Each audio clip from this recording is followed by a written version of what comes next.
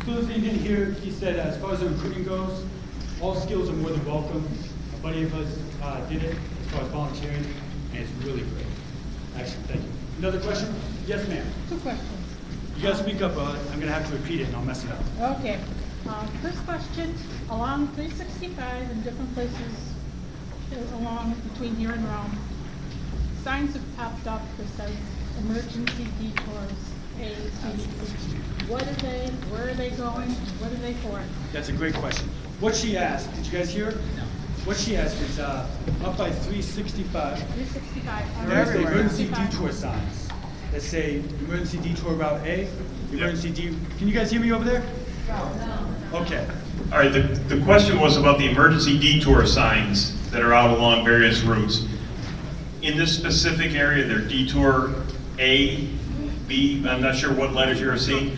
What those are the New York State Thruway emergency detour route signs.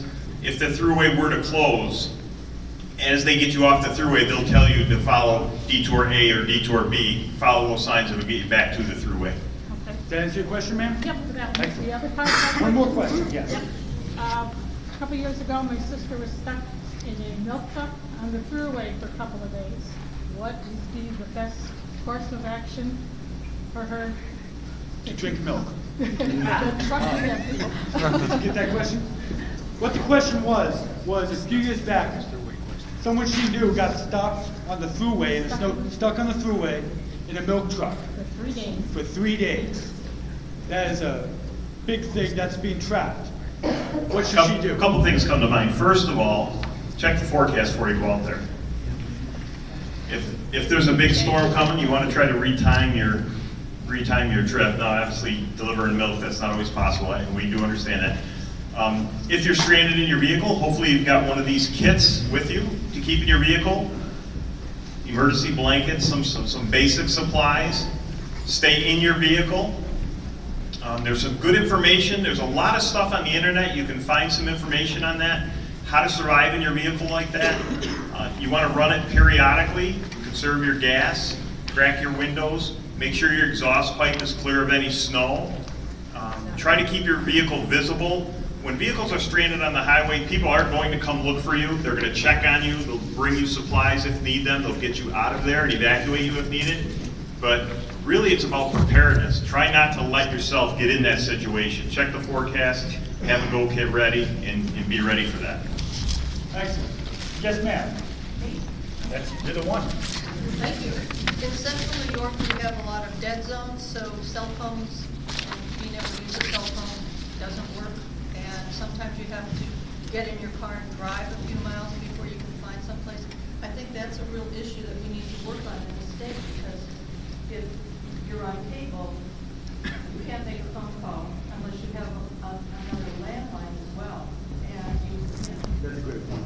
So, those that didn't hear, she's talking about how there's a lot of dead zones for cell coverage here in New York State, and also if you're on cable, if the power goes out, you can't make a phone call. Gentlemen, what's your suggestion on that? So there's equipment available that'll help you. There are cell phone boosters that you can get for your car. If you're using a cell phone as your home phone, you can put a cell phone booster at your home to improve the signal. To build a cell tower, just the structure is about $500,000, and it's about another $1.5 million of equipment to put a cell tower up. So it's a very expensive investment for the cell companies. But there is a plan in place to try to get the state connected. It's going to take time. And I think you've probably seen the growth of the cellular phone industry. It's just kind of exploded across the state. There's more coming. The cell companies have an incentive to build, and there's an incentive to get rural New York State connected. So we have to be patient with it, but know where your dead zones are and plan.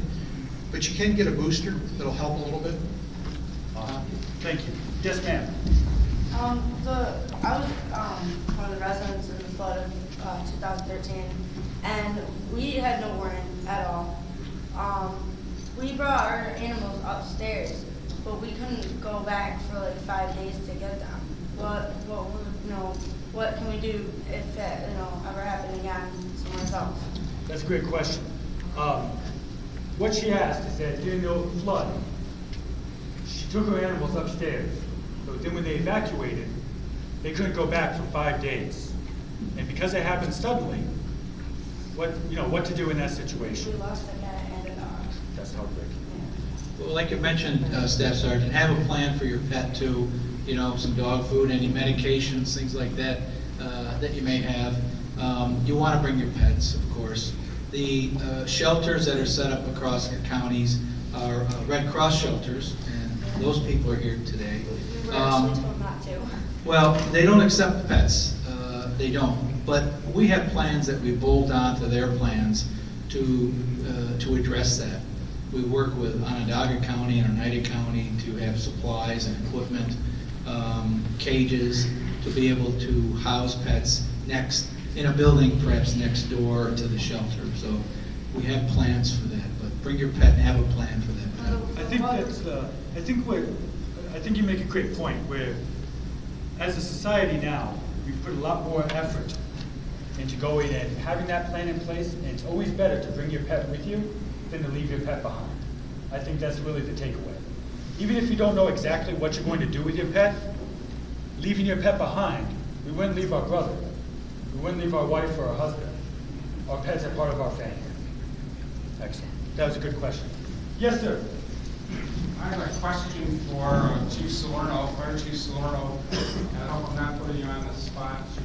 That means it is.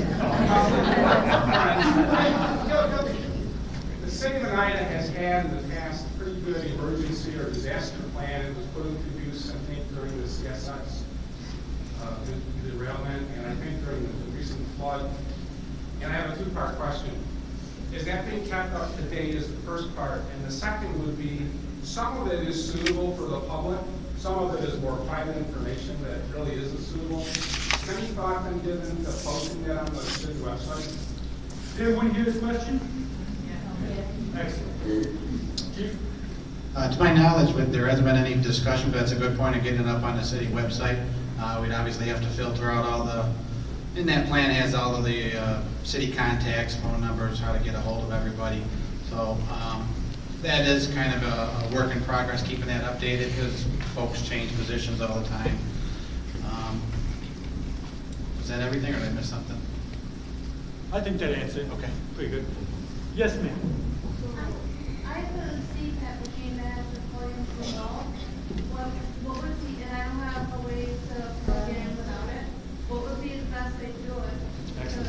Her question was, she has a medical device, a CPAP machine, that's plugged into the wall. She can't go without that.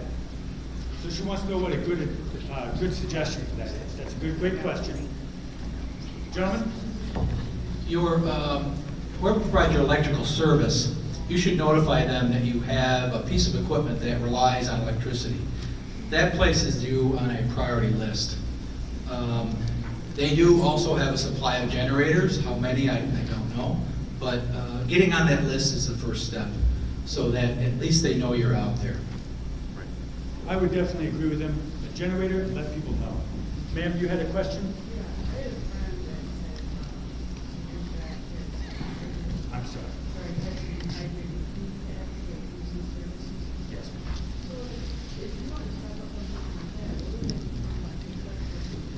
Excellent, good question.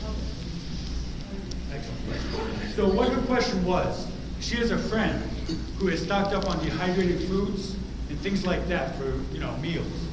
And she wants to know where is such a thing accessible to the public? Where's a good spot to find such things?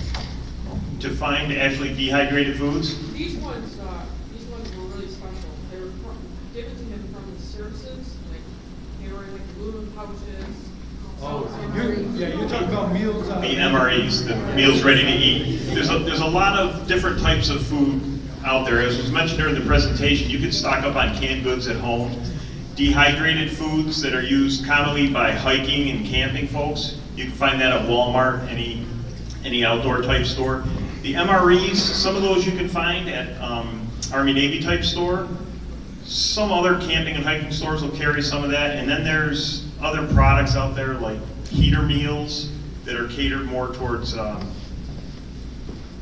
you're not going to be upset if I put down MREs, but better quality food that'll heat in a pouch that it comes with. They're made specifically for disasters.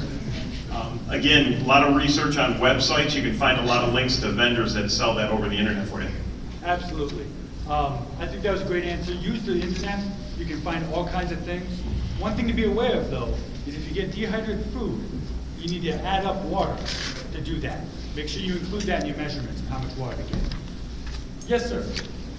Recently during Hurricane Matthew, Yes. I found out that Facebook and Twitter have something called a check-in, where all my friends had to do was simply push something on their cell phone, and I got messages like, we don't have electricity, but we're okay. We're okay. So what his I question? can't wait to conference, so they tell me how that works. So what his comment is during Hurricane Matthew, a lot of people had social media such as Facebook and Twitter had a check-in option where they could log in and let people know they were okay. He wants to know how such things work and what's the what. I'm not familiar specifically with that. I also had some friends, messages popped up on Facebook that said, "I'm okay, North Carolina." I would dig into Facebook and look for that link. Gentleman up here put some information up. Some of these emergency products that you're asking for, where to find them on the internet, emergencyessentials.com. Good link, should have a lot of stuff you're looking for. Over here, a question? I thought someone raised their hand, now the phone. Perfect. So we'll go with you, sir. Yes, I have a two-part question. Now, if you have something like a CPAP and you have to have it plugged in, can you go to one of the hospitals with that?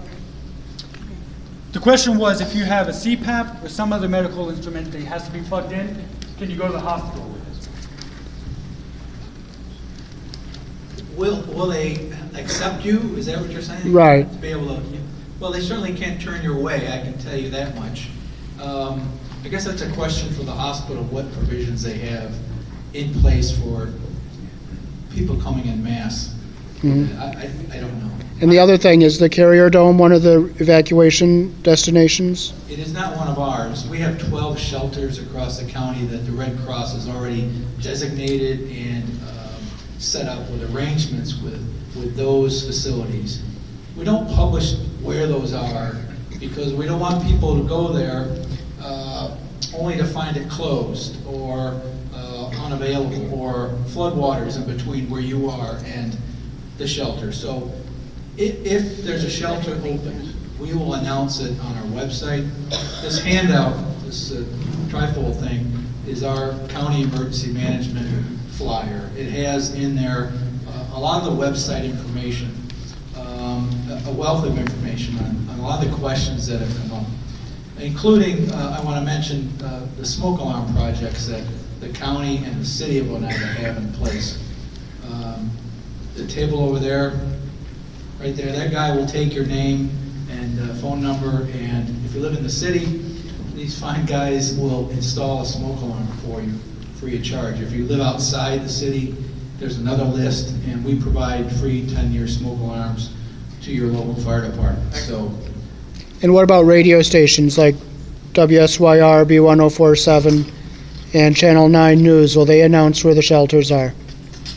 part of our plans is to make sure we have press release protocols in place, mass warning notifications, and that'll be broadcast. We'll put it out on our Twitter feed, we'll put it on our Facebook account, and all those sites are listed in this. Oh, 'cause a lot of people aren't very computer literate. I got that, and that's why we broadcast on all channels. Awesome. I think the thing is between your NOAA radio, the emergency broadcast station, or emergency alert system, these are great ways to stay aware of what's going on. And that's what we push through no matter what radio station it is, we'll get the emergency alert system. Last question, ma'am. Yes, I was like in the kind of tight when the cell system was down. Is there like anything in the state set up for like ham radio operators that are like communication? Her question is if ham radio operators, is there something set up where they can still operate if things go down? Is that? Like is there anything you can tie in with like the state? Oh, where like they would they be have, used to programs notify? or something like that? That's a great question. Yes. The short answer, yes. We do a lot of work in the emergency management community with RACES, Radio Amateur Emergency Services, ham radio operators. depending on the emergency, we put them at various points of contact where we need to have communications, and they're a great asset that we partner with. Volunteers do that, or? Yes. is there information? Yep, a lot of the local radio clubs, every municipality is a little different, but most all of them are very involved.